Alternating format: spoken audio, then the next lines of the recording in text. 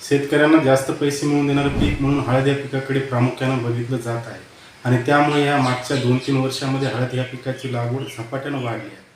पण त्या तुलनेत शेतकऱ्यांना जास्तीची मेहनत घेऊन आणि भरमसाठ खर्च करूनही पाहिजे तसं उत्पन्न भेटत नाही आणि त्यामुळे शेतकरी नशिबात आहे तेवढंच भेटते म्हणून समाधानी आहे. पण शेतकरी ह्या गोष्टीचा विचार करत नाही की आजच्या काळामध्ये आपल्याला कुठल्याही पिकाची लागवड करायची असेल तर त्या पिकाबद्दल संपूर्ण ज्ञान असणे गरजेचं आहे.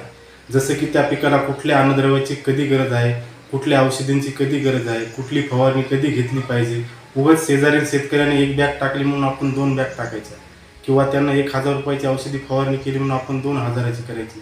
शेतकऱ्याने ह्या गोष्टी टाळल्या पाहिजे. शेतीचं गणित असं आहे की आपल्याला निसर्गाशी समतोल साधून हिशोब ठेवावा लागतो. त्यासाठी शेतकऱ्याला कोणत्याही पिकाची लागवड करायची असेल तर त्या पिकाचं संपूर्ण ज्ञान घेणे गरजेचं आहे. त्यामुळे शेतकऱ्यांना कमीत कमी खर्चात जास्तीत जास्त उत्पन्न भेटेल हे मी एक अनुभवी शेतकरी म्हणून तुम्हाला गॅरंटीने सांगू शकतो. नमस्कार शेतकरी मित्रांनो, मी सुजित देशमुख आपला पॅटर्न शेती या यूट्यूब चॅनलमध्ये आपणा सर्वांचं स्वागत करतो. तर आपला विषय आज हा आहे की आपण हळद या पिकाचं एकात्मिक पद्धतीने कशा प्रकारे नियोजन केलं पाहिजे आणि चांगलं उत्पन्न कसं घेतलं पाहिजे याबद्दल माहिती घेऊ. तर सुरुवातीला कुठल्याही पिकाची लागवड करायची असेल तर जमिनीची तयारी महत्त्वाची असते. तर जमिनीच्या तयारीमध्ये हळद या पिकाला आपण बेड पाडण्यासाठी नांगरटी करणे गरजेचं आहे. तर एक नांगरटी करून घेणे, त्यानंतर रोटावेटर करून जमीन तयार करणे. आता यानंतर महत्त्वाचा मुद्दा आहे जमीन. आता कुठलेही पीक घ्यायचं तर जमीन सुपीक असणे गरजेचं आहे. तर जमीन सुपीकतेसाठी आपण शेतकरी मित्रांनो तुम्हा सर्वांना माहिती आहे की आपण सेंद्रिय पदार्थांचा किंवा खतांचा वापर करतो की ज्यामध्ये कंपोस्ट खत, शेणखत किंवा गांडूळ खत, लेंडी खत या खतांचा वापर करतो. बेडसाठी जर जमीन हलकी किंवा मध्यम असेल तर 4 ते 4.5 फुटापर्यंत बेडची रुंदी असावी आणि जमीन जर भारी किंवा मध्यम असेल तर 4.5 ते 5 फुटापर्यंत बेड असावा आणि बेड हा 9 इंच उंच आणि 2.5 ते 3 फूट रुंद असावा. तर शेतकरी मित्रांनी ही काळजी घेतली पाहिजे. तर बेड हा पिरॅमिड सारखा नसून ह्या टाईपमध्ये असावा, म्हणजे त्याचा वरचा टॉप 2.5 ते 3 फूट रुंद असावा आणि त्याची उंची तुम्ही 9 इंच ते 12 इंचपर्यंत ठेवू शकता. आणि एका बेडवर 2 ओळी लागवड करायच्या तर 2 ओळीमधील अंतर 12 ते 15 इंच असणे गरजेचं आहे आणि 2 रोपामधील अंतर 7 ते 10 इंच ठेवणे महत्त्वाचे आहे. जर तुमच्या बेडमधील अंतर 4 फुटाचे असेल तर तुम्ही 2 रोपांमधील अंतर 10 इंच ठेवू शकता आणि बेडचे अंतर जर 4.5 ते 5 असेल तर तुम्ही 7 इंच 2 रोपांमधील अंतर ठेवू शकता. लागवडीच्या अगोदर कुठला बेसल डोस वापरला पाहिजे तर प्रामुख्याने हळद या पिकासाठी आपण रॉक फॉस्फेट, जिप्सम, कळीचा चुना, तुरटी आणि ब्लिचिंग पावडर या खतांचा वापर करायला पाहिजे. तर ह्या खतांचे फायदे काय आहेत आणि हे खत किती प्रमाणात वापरले पाहिजे याबद्दल जाणून घेऊ. तर सुरुवात आपण रॉक फॉस्फेटबद्दल जाणून घेऊ. रॉक फॉस्फेट हा एक फॉस्फरसचा नैसर्गिक स्रोत आहे. यामधील फॉस्फरस हा ऑक्साईड फॉर्ममध्ये असल्यामुळे त्याची जमिनीतील इतर खतासोबत बॉन्डिंग होत नाही. जसे की आपण DAP, SSP हे फॉस्फरसयुक्त खतं जमिनीत वापरल्यानंतर त्यांची इतर खतासोबत बॉन्डिंग होते, त्यामुळे आपल्या पिकाला फॉस्फरस हा उपलब्ध होत नाही. पण रॉक फॉस्फेट हा ऑक्साईड असल्यामुळे आपल्याला त्याचा फायदा संपूर्णपणे घेता येतो. तर रॉक फॉस्फेट हे जे खत आहे हे आपल्याला आपल्या बाजारपेठेत उपलब्ध नाही. तर त्यासाठी आपण गुगलवर किंवा काही जे असे ॲप आहेत शेती संबंधित त्या ॲपवर आपण सर्च केले तर आपल्याला त्याबद्दल कुठं भेटेल याची माहिती भेटेल. आणि यानंतर जे आपण खत वापरणार आहोत जिप्सम, तर जिप्सम हे एक भूसुधारक म्हणून जमिनीमध्ये याचा वापर केला जातो. तर जिप्सममध्ये कॅल्शियम सल्फाईड नावाचा घटक असतो. तर कॅल्शियम सल्फाईड हा जमिनीमध्ये टाकल्यानंतर जमिनीचा pH मेंटेन ठेवण्याचं काम करते. तसंच जे इतर संयुगे जमिनीमध्ये पडून राहिलेले आहेत किंवा ती जी अशी काही अन्नद्रव्ये जी एकमेकांसोबत बॉन्ड होऊन तसेच जमिनीमध्ये पडून राहिलेले आहेत तर त्यांची बॉन्डिंग तोडण्याचं काम जिप्सम हे करते आणि त्यांना उपलब्ध स्वरूपामध्ये पिकाला लागणाऱ्या उपलब्ध स्वरूपामध्ये अवेलेबल करून देते. तर हे जिप्सम आपण एकरी 500 kg म्हणजे अर्धा टन वापरले पाहिजे. आणि यानंतर एक दुसरा घटक आहे म्हणजे कळीचा चुना, जे आपण बेसल डोसमध्ये वापरणार आहोत. तर कळीचा चुना हा जमिनीमधील ज्या हानिकारक बुरशी किंवा जीवाणू आहेत यांना वाढू न देण्याचं नैसर्गिक स्वरूपात काम करते. आणि तसेच जमिनीचा pH मेंटेन ठेवण्याचंही काम करते. आणि दुसरा जो घटक आहे म्हणजे तुरटी, जे आपण 4 किलो एकरी वापरायचं. तर तुरटी हे एक असं काम करते की जे आपल्या जमिनीच्या मुळा आहेत आणि जे मुळाभोवती जे पाणी आपण ड्रिपनं किंवा विहिरीचं बोरचं पाणी आपण जे ड्रिपनं पिकाला देतो जमिनीतून, तर त्या पाण्यामध्ये जे क्षार आहे तर ते क्षार कमी करण्याचं काम तुरटी करते. आणि दुसरा शेवटचा जो घटक आपण बेसल डोसमध्ये वापरणार आहोत तो म्हणजे ब्लिचिंग पावडर. तर ब्लिचिंग पावडर हे सुद्धा जमिनीमधील हानिकारक बुरशी किंवा जीवाणू जे असतील की ज्यामुळे आपल्या हळद पिकाला सड, मूळकूज, फ्युजिरियम अशा प्रकारचे जे हानिकारक बुरश्या लागतात, तर त्या बुरश्या नैसर्गिक पद्धतीने त्या बुरशांच्या ज्या कॉलन्या आहेत ते कमी करण्याचं काम हे ब्लिचिंग पावडर आणि कळीचा चुना करते. तर ही सर्व घटक आपण बेड तयार केले. तर आता आपण बघू की बेणे प्रक्रिया. आता कुठलेही पीक असेल तर त्याची बेणे प्रक्रिया करणे गरजेचं आहे. तर हळद या पिकासाठी आपण बेणे प्रक्रिया करण्यासाठी एक कीटकनाशक आणि एक बुरशीनाशक अशा औषधींचा वापर केला पाहिजे. तर त्यामध्ये आपण रासायनिक कीटकनाशक किंवा बुरशीनाशकाचाही वापर करू शकतो किंवा जैविक कीटकनाशक बुरशीनाशकांचाही वापर करू शकतो. जर तुम्हाला रासायनिक कीटकनाशकांचा वापर करायचा असेल तर तुम्ही क्लोरोफायरिफास 20% किंवा मग इमिडाक्लोपिड गावछो नावाने येते किंवा थायमिथॉक्झन क्रुझर नावाने असे प्रॉडक्ट तुम्ही वापरू शकता. आणि बुरशीनाशकामध्ये आपण मेटालॅक्सिन म्हणजे रिडोमिल गोल्ड किंवा साप पावडर, कार्बानडेजिम आणि मॅन्कोजेब म्हणजे सिस्टमिक आणि कॉन्टॅक्ट दोन्ही पद्धतीने ते काम करते असल्या बुरशीनाशकांचा वापर करू शकता. किंवा काही असे प्रॉडक्ट काही बाजारात आलेले आहेत की त्यामध्ये बुरशीनाशक आणि कीटकनाशक दोन्ही घटक उपलब्ध आहेत, तर त्या उत्पादनाचाही तुम्ही बेणे प्रक्रियेसाठी वापर करू शकता. आणि तुम्हाला जर जैविक पद्धतीने बेणे प्रक्रिया करायची असेल तर तुम्ही ट्रायकोडर्मा, मेटारायझिम ह्या जैविक गोष्टीचाही बेणे प्रक्रियेसाठी वापर करू शकता. तर आता आपण शेतकरी मित्रांनो बघूयात की हुमणी या किडीचा हळद पिकावर होणारा प्रादुर्भाव. तर प्रामुख्याने जे शेतकरी हळद पिकामध्ये जे महत्त्वाचा रोग आहे की हुमणी कीड आणि सड, तर ह्या किडीमुळे हळद पिकाचे 50 ते 80% पर्यंत उत्पन्न कमी होते. आणि सर्व शेतकऱ्यांना सगळ्यात जास्त देणारी कीड हळद पिकाला म्हणजे हुमणी. तर या हुमणीसाठी आपण काय उपाययोजना, हुमणी येण्याच्या अगोदरच आपण काय उपाययोजना केल्या पाहिजेत, काय खबरदारी घेतली पाहिजे हे पाहणं महत्त्वाचं आहे. शेतकरी काय करतात की हुमणी आल्याच्या नंतर उपाययोजना करतात आणि त्यानंतर काय होते की हुमणीचा काळ पुढे गेलेला असतो. त्यामुळे कुठलेही औषध, हुमणीची म्हणजे वय मोठं झालेलं असते, तिची साईज मोठी झालेली असते, त्यामुळे कुठलेही कीटकनाशक वापरले किंवा काही पण केलं तरी पण ती हुमणीचा प्रादुर्भाव काही कमी होत नाही. तर त्यासाठी अगोदरच खबरदारी घेणे गरजेचं आहे. तर त्यासाठी काय केलं पाहिजे, तर हुमणीचा प्रादुर्भाव जास्त हा जुलै ऑगस्ट या 2 महिन्यामध्ये जास्त असतो. तर त्यामुळे आपण काय केलं पाहिजे की ज्यावेळेस हळदीची लागवड झाली किंवा जूनमध्ये आपली 10-15 तारखेपर्यंत हळदीची लागवड झालेली किंवा 20 तारखेपर्यंत झालेली, तर त्यानंतर 15 ते 20 किंवा 1 महिन्यापर्यंत जर आपली जमीन चांगला पाऊस झालेला असेल आणि जमीन पूर्णपणे ओली झालेली असेल आणि जमिनीतील हीट जी पूर्ण बाहेर निघलेली असेल, तर आपण त्या काळामध्ये हुमणीसाठी एक रासायनिक कीटकनाशक आणि एक जैविक कीटकनाशक या दोन्ही कीटकनाशकांचा वापर केला तर हुमणीला 90% पर्यंत कंट्रोल करता येते. तर त्यासाठी आपण काय वापर केला पाहिजे, तर रासायनिक कीटकनाशकामध्ये आपण डेंटासू हे सुमिटोमो कंपनीचे एक कीटकनाशक येते. तर त्या कीटकनाशकाचा आपण एकरी 100 ग्राम आणि त्यासोबत मेटारायझिन ह्या जैविक बुरशी जी कीटकनाशकाचं काम करतं, तर हिचा 2 लिटर असा दोघांचा एकत्र वापर केला पाहिजे. हे दोन्ही कीटकनाशके रासायनिक आणि जैविक असले तरी एकत्र वापरण्यासाठी चालतात, कारण की मेटारायझिन ही एक जैविक बुरशी आहे आणि जैविक बुरशी ही रासायनिक कीटकनाशकाने मरत नसते. त्यामुळे आपण ह्या दोन्हीचा एकत्र वापर करू शकतो. आणि दुसरी एक महत्त्वाची गोष्ट म्हणजे तुम्ही डेंटासूच वापरा असं माझं म्हणणं नाही. आपण कुठल्याही कीटकनाशकाचा वापर यामध्ये करू शकतो. फक्त जी अशी कीटकनाशके जमिनीतून देण्यासाठी वापरली पाहिजे की जी जमिनीतून वापरण्यासाठी लेबल क्लेम आहे. कुठल्याही जी कीटकनाशके अशी आहे, आता शेतकरी काही कीटकनाशके अशी वापरतात की ती जमिनीतून वापरण्यासाठी लेबल क्लेम नाही, तर अशा कीटकनाशकांचा वापर शेतकऱ्यांनी टाळला पाहिजे. जी कीटकनाशके जमिनीतून म्हणजे पाण्यातून किंवा जमिनीतून देण्यासाठी लेबल क्लेम आहे हीच कीटकनाशके आपण जमिनीमध्ये वापरली. पिकाचा दुसरा महत्त्वाचा रोग आणि तो रोग म्हणजे हळद पिकातील सड. ह्या सड पिकामुळे हळद पिकाचे 50 ते 80% पर्यंत उत्पन्न कमी होते. तर ही सड कशामुळे होते? सड येण्याची कारणं काय आहेत याबद्दल जाणून घेऊया.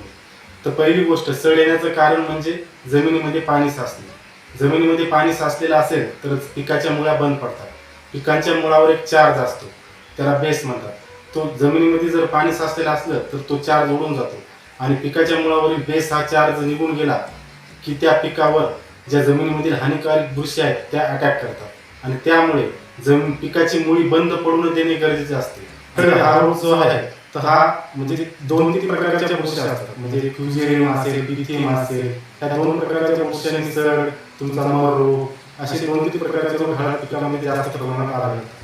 तर हे रोग कसे कंट्रोल केले पाहिजे, यावर काय उपाययोजना घेतल्या पाहिजे, म्हणजे अगोदरच काय खबरदारी केली पाहिजे. शेतकरी काय करतात की हे रोग आल्यानंतर रासायनिक बुरशीनाशकांचा जमिनीमधून वापर करतात. तर शेतकऱ्यांनी काय केलं पाहिजे की जे रासायनिक बुरशीनाशक आहेत यांचा जमिनीमधून वापर अगोदर थांबवला पाहिजे. कारण जी रासायनिक बुरशीनाशके आहेत ती जमिनीमधील हानिकारक बुरशीही मारतात आणि जे जमिनीमधील चांगल्या ज्या मित्र बुरशी आहेत यांनाही त्या हानी पोहोचवतात किंवा त्यांना मारून टाकतात.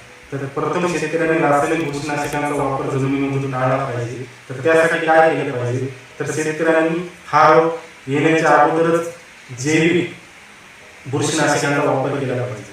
तर त्यासाठी शेतकऱ्यांनी हळद लागवड केल्याच्या नंतर 15व्या दिवशी चांगल्या प्रकारचा ट्रायकोडर्मा म्हणजे त्याचा काउंट चांगला असेल आणि तो आपण चांगल्या एखाद्या संस्थेकडून किंवा विद्यापीठाकडून किंवा एखाद्या इन्स्टिट्यूटकडून खरेदी केलेला गॅरंटी असेल तर अशा प्रकारचा ट्रायकोडर्मा हळद लागवड केल्याच्या नंतर 15 दिवसांनी पहिला डोस एकरी 2 लिटर द्यायचा आणि त्यानंतर त्याच तारीख लक्षात ठेवून दर महिन्याला 2 लिटर असं शेवटपर्यंत 8 महिन्यापर्यंत ट्रायकोडर्मा देत राहायचा. याचा खर्च थोडा वाढेल पण यामुळे तुमच्या जमिनीतील हानिकारक बुरशी नष्ट होतील, तसेच जमीन सुपीक राहील. जमीन ट्रायकोडर्मा एक अशी बुरशी आहे ही हानिकारक बुरशीही मारते आणि त्यासोबत पिकाला फॉस्फरस हे अन्नद्रव्य सुद्धा उपलब्ध करून देते. त्यामुळे आपण ह्या ट्रायकोडर्माचा वापर नियमित दर महिन्याला करणे, सुरुवातीपासून दर महिन्याला करणे गरजेचे आहे. आणि दुसरी महत्त्वाची गोष्ट म्हणजे ट्रायकोडर्मा हे तुमचं जे जमिनीत टाकलेलं अर्धवट शेणखत जे उरलेलं असते अर्धवट, तर ते शेणखत तसेच जमिनीतील काडी कचरा कुजवण्याचे एक काम चांगल्या प्रकारे करते. त्यामुळे शेतकरी मित्रांनी जमिनीमध्ये रासायनिक बुरशीनाशकांचा वापर हा करणे टाळला पाहिजे आणि जैविक ज्या बुरशीनाशके किंवा जीवाणूनाशके आहेत त्यांचा वापर वाढवला पाहिजे. आता यानंतर हळद पिकासाठी दुसरा बेसल डोस कोणता वापरला पाहिजे आणि तो कधी दिला पाहिजे याबद्दल माहिती घेऊ. तर हळद पीक लागवड केल्यानंतर 40 ते 45 दिवसाला आपण दुसरा बेसल डोस वापरला पाहिजे. तर या बेसल डोसमध्ये आपण प्रामुख्याने 3 खतांच्या ग्रेनचा वापर करणार आहोत. तर त्यामध्ये 10-26-26 एक बॅग 1 एकरसाठी, DAP 1 बॅग 1 एकरसाठी आणि 24-24-0 1 बॅग 1 एकरसाठी. तर ही 3 खतं आपण एकत्र द्यायची. तर त्याची कारणे अशी आहेत की एकत्र कशामुळे द्यायची. आता आपण 40 ते 45 दिवसाला जी बेसल डोस देणार आहोत दुसरा, तर त्यामध्ये आपण जी खतं वापर समजा आता 24-24-0 आपण 50 किलो देणार आहोत. तर हा एक 24-24-0 हा एक फास्ट रिलीज फर्टिलायझर आहे. म्हणजे 3 ते 4 दिवसाला 24-24-0 खत हे पिकाला उपलब्ध स्वरूपात जमिनीमध्ये उपलब्ध होते आणि 12-13 दिवसापर्यंत चालते. यामध्ये आपल्याला सुरुवातीला नत्र आणि स्फुरद हे अन्नद्रव्य भेटतात. आणि दुसरा जे आपण खत वापरणार आहोत या दुसऱ्या बेसल डोसमध्ये तो म्हणजे DAP. तर DAP हे खत आपल्याला अमोनियम फॉस्फेट जसे की 18-46-0 यामधील फॉस्फरस आपल्याला 10-12 दिवसानंतर लागू व्हायला चालू होतो. म्हणजे आपण हा 1.5 महिन्याला डोस टाकतो तर आपला DAP मधील फॉस्फरस आपल्याला 57 ते 60 दिवसापर्यंत लागू व्हायला चालू होतो. तर हे खत फॉस्फरस आपल्याला ह्या काळामध्ये हळदीला फॉस्फरसची जास्त आवश्यकता असते. म्हणजे हळदीमध्ये फुटवे निघायला सुरुवात होत असते. तर तुम्हाला माहिती आहे फुटव्यासाठी फॉस्फरस हे अन्नद्रव्य महत्त्वाचे आहे. तर ह्या खताचा उपयोग आपल्याला त्यासाठी होतो. आणि यानंतर जे आपण खत ह्या बेसल डोसमध्ये वापरणार आहोत ते म्हणजे 10-26-26. तर 10-26-26 मधील पोटॅश आपल्याला जी फुटवे हळदीचे निघणार आहेत तर त्या फुटव्यांना सशक्त करण्यासाठी त्यामधील पोटॅश आपल्याला काम येतो. त्यामुळे ही 3 खते आपल्याला 40 ते 45 दिवसाला हळद लागवड केल्यानंतर बेसल डोसमध्ये वापरणे गरजेचे आहे. यानंतर आपण बघूया तिसरा आणि शेवटचा बेसल डोस. तर या बेसल डोसमध्ये आपल्याला MOP या खताचा वापर करायचा. तर हे खत आपल्याला हळद पिकाला 120 दिवस म्हणजे 4 महिने झाल्यानंतर याचा वापर करायचा. MOP मध्ये 60% पोटॅश येतो. MOP म्हणजे म्युरेट ऑफ पोटॅश. तर यामध्ये जो पोटॅश आहे तो लागू होण्यासाठी 2 ते 2.5 महिने लागतात. तर ह्यानंतर आपण 4 महिन्यानंतर वापरल्यानंतर तो आपल्याला 6 महिन्याच्या नंतर लागू व्हायला चालू होतो आणि त्या काळात आपल्याला हळदीचा कंद पोसण्याचा कालावधी असतो आणि त्यामुळे आपल्याला या बेसल डोसचा चांगल्या प्रकारे उपयोग होतो. तर हा बेसल डोस आपण 4 महिन्याला वापरायचा. 4 महिन्याला वापरताना हा बेसल डोस आपल्याला हळदी टाकण्यासाठी, पेरणी करण्यासाठी किंवा टाकण्यासाठी अडचण होत असेल तर हा बेसल डोस आपण गांडूळ खत किंवा कुजलेल्या शेणखतात भट्टी लावून डायरेक्ट बेडवर टाकू शकतो. भट्टी कशी लावायची, तर भट्टी लावण्यासाठी त्याचा एक रेशो ठरलेला असतो. तो प्रामुख्याने 1:10 असा रेशो असतो.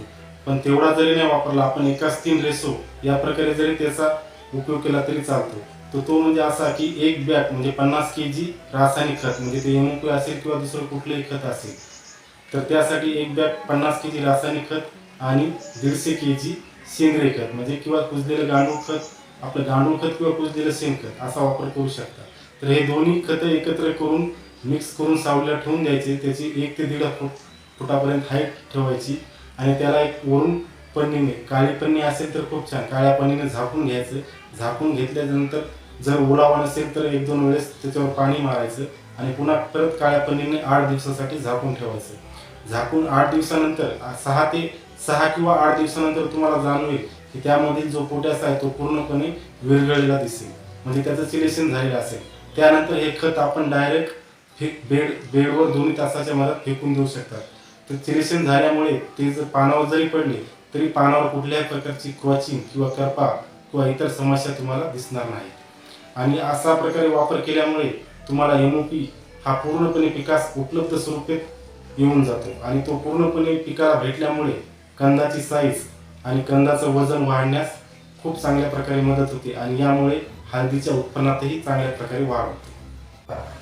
आपण शेतकरी जे हळद पिकासाठी वॉटर सोल्युबल खतं वापरतो, तर ह्या वॉटर सोल्युबल खताच्या किमती बघितल्या तर त्याचा खर्च खूप वाढतो. कारण की हळद पिकासाठी 4 ते 5 प्रकारचे ग्रेड वापरणं आजच्या काळात गरजेचे आहे, म्हणजे शेतकरी वापरतात आणि ती 5 प्रकारचे ग्रेड वापरणं म्हणजे एकरी 25,000 ते 30,000 रुपये फक्त वॉटर सोल्युबल खतांचा खर्च होतो. तर त्यासाठी आपण काय उपाययोजना केल्या पाहिजे? हळद पिकाला ड्रिप ॲप्लिकेशन खत देण्यासाठी 10-26-26 आणि अमोनियम सल्फेट या 2 खतांचा वापर करतो. तर ही खतं कशा प्रकारे दिली पाहिजे आणि कधीपासून दिली पाहिजे याबद्दल माहिती दिली. तर हळद पिकाला लागवड केल्यानंतर ज्या 2 महिने कंप्लीट होतील तर तेव्हापासून आपण या खतांचा वापर ड्रिप देण्यासाठी करायचा. तर तो किती करायचा आणि कसा करायचा? तर 10-26-7 kg एका एकरसाठी आणि अमोनियम सल्फेट 3 kg. तर आपण म्हणतात की 10-26 ड्रिप कसं द्यायचं, पाण्यात विरघळलं ते वॉटर सोल्युबल खत नाही. तर 10-26 पाण्यात विरघळण्यासाठी आपल्याला ॲसिड ट्रीटमेंट करायचं. तर कुठल्या ॲसिडची ट्रीटमेंट करायची? तर फॉस्फरिक ॲसिड, ह्या ॲसिडची ट्रीटमेंट आपल्याला द्यायची. तर कशा प्रकारे द्यायची? तर 100 लिटर पाण्यामध्ये 250 ते 300 ml फॉस्फरिक ॲसिड घ्यायचं आणि त्यामध्ये 7 kg 10-26 टाकायचं. 10-26 टाकल्यानंतर त्याला 4-5 मिनिट थोडं ढवळून घ्यायचं आणि ढवळल्यानंतर 15 ते 20 मिनिट स्थिर होऊ द्यायचं आणि स्थिर झाल्यानंतर ते गाळून घेऊन नंतर आपण त्यामध्ये 3 kg अमोनियम सल्फेट टाकून 200 लिटर पाण्यात असे द्रावण तयार करून ड्रिपच्या माध्यमातून देऊ शकतो.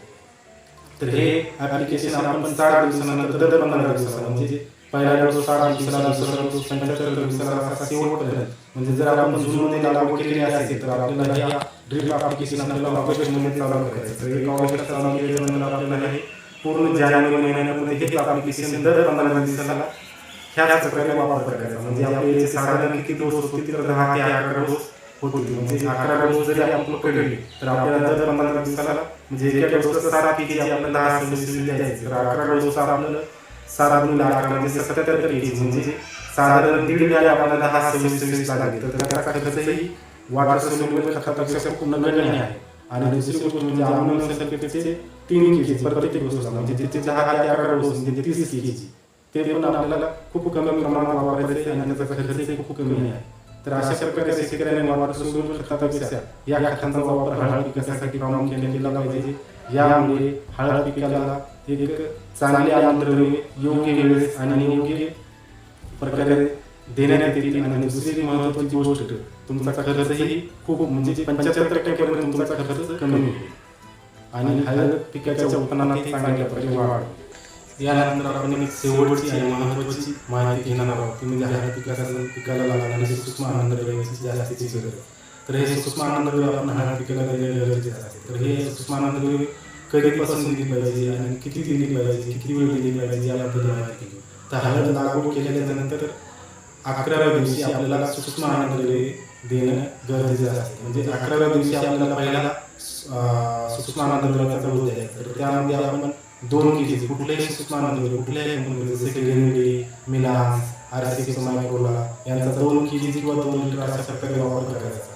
पहिला डोस लागवड केल्यानंतर 11व्या दिवशी द्यायचा आणि 30 तारीख लक्षात ठेवून प्रत्येक दर महिन्याला 2 kg किंवा 2 लिटर असा डोस शेवटपर्यंत म्हणजे 7 ते 8 महिन्यापर्यंत हा डोस द्यायचा. तर हा डोस काय द्यायचा, याचा खर्च किती येईल, याचे फायदे काय होतील. तर हळद हे पीक असं आहे की या पिकामध्ये साठा नाही. हे पूर्ण ह्या पिकाला जर आपण बघितलं हळद, अद्रक, पपई ह्या पिकाला जर बघितलं तर ह्या पिकामध्ये साठा नाही. ह्या पीक साठा नाही म्हणजे ह्या पिकाला गुण नाही. हळदीचं एक पान तुम्ही जर काढत गेला तर ते पूर्ण पानाचा एक थर म्हणजे त्याचा जोड तयार झालेला असतो.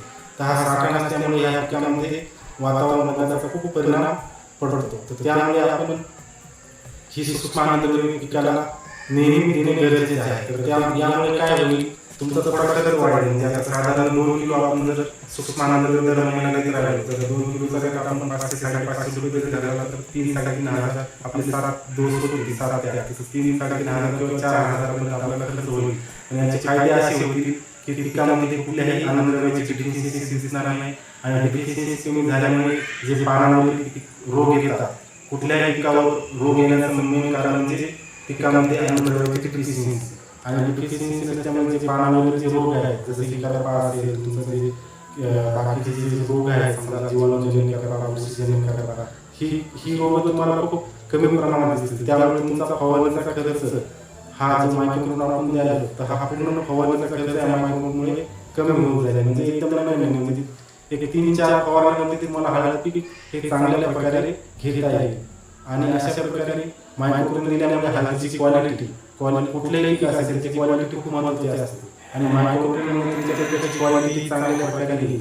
फक्त एवढंच करायचं की जर आता आपण दर महिन्याला मायक्रोन देणार आहोत तर त्यावेळेस काय करायचं, 1 महिना आपल्याला मायक्रोन द्यायचं आणि दुसऱ्या महिन्याला त्यासोबत 5 किलो मॅग्नेशियम सल्फेटचा वापर करायचा. पुन्हा तिसरा महिना आपल्याला मायक्रोन देऊन चौथ्या महिन्याला 5 kg मॅग्नेशियम सल्फेट असा डोस आपण नियमित 7 ते 8 महिन्यापर्यंत वापरायचा. यामुळे हळदीवर कुठल्याही वातावरणाचा ताण पडणार नाही, हळदीने कुठल्याही अन्नद्रव्याची डिफिशियन्सी होणार नाही. मॅग्नेशियम सल्फेट देत राहिल्यामुळे प्रकाश संश्लेषणाची क्रिया चांगल्या प्रकारे घडत राहील आणि उत्पन्न चांगल्या प्रकारे भेटेल. अशा प्रकारे जर तुम्ही नियोजन केलं तर तुमचं उत्पन्न 100% वाढेल. हे मी एक शेतकरी म्हणून तुम्हाला सांगतो. आणि तुम्ही जर चॅनलला नवीन असाल तर आमच्या चॅनलला सबस्क्राईब करा आणि तुम्हाला जर काही प्रश्न असतील तर तुम्ही कमेंट बॉक्समध्ये जरूर विचारा. धन्यवाद.